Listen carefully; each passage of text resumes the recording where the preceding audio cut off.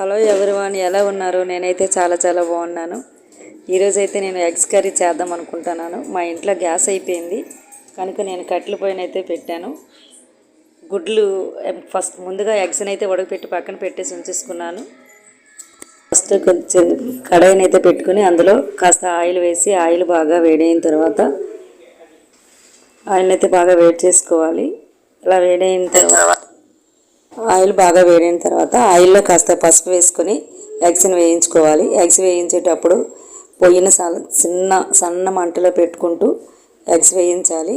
లేదంటే కర్రల పొయ్యి కదండి, మనం సిమ్లో పెట్టుకోవడానికి అవ్వదు. దాన్ని కాస్త సన్న మంట పైన పెట్టుకుని ఎగ్స్ని బాగా వేయించుకోవాలి.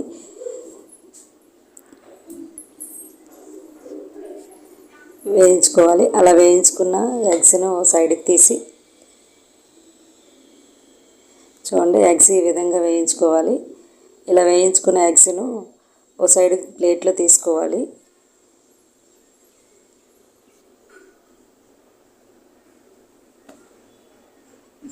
చూసారా, ఎగ్స్ ఈ విధంగా గోల్డెన్ కలర్లో వచ్చేలా వేయించుకోవాలి.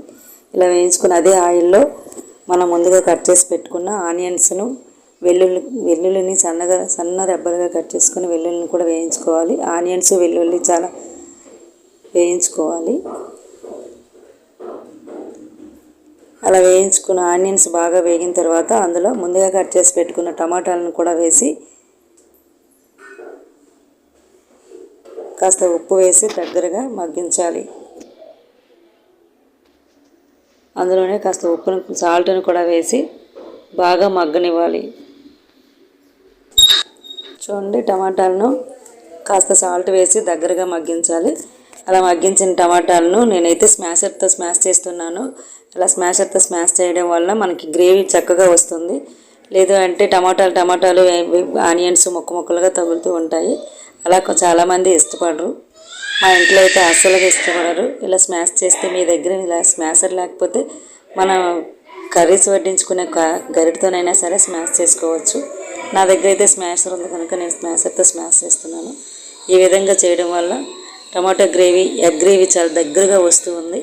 ఇందులోనే అలా దగ్గరగా స్మాష్ చేసిన తర్వాత ఇందులో కాస్త కారం, మసాలా పొడి, ధనియాల పొడి వేసి వేయించి పెట్టుకున్న ఎగ్స్ని కూడా అందులోనే వేసి బాగా కలుపుకోవాలి. కాస్త వాటర్ వేసి దానిపైన మూత పెట్టి దగ్గరగా మగ్గించాలి. దగ్గరగా మగ్గించుకోవాలి. నాకైతే కర్రల పొయ్యి మీద కనుక చాలా టైం పట్టింది. ఒకవైపు అయితే స్కూల్కి టైం అవుతుంది. ఏదో కంగారులో ఇలా ఎక్కువగా మా టైం పడడం వల్ల మీకు చూపించలేకపోయాను. ఎగ్ కర్రీ అయితే రెడీ అయిపోయింది. నేనైతే రైస్లో వడ్డించుకొని మీకు చూపిస్తున్నాను. చూడండి, ఎగ్ కర్రీ అయితే కర్రల పొయ్యి మీద వంట అయితే ఎగ్స్ చాలా టేస్ట్గా ఉంటాయి. మనం గ్యాస్ పైన వండుకునే దీనికంటే కట్టెల పొయ్యి మీద వండుకునే కర్రీస్ ఏవైనా సరే చాలా టేస్ట్గా ఉంటాయి. ఇలాంటి వీడియోలు మరికొన్ని కావాలంటే లైక్ చేయండి, షేర్ చేయండి, సబ్స్క్రైబ్ చేయండి. రేపు మరి ఇంకొక వంటతో మీ ముందుకు వస్తున్నాను. Thank you for watching.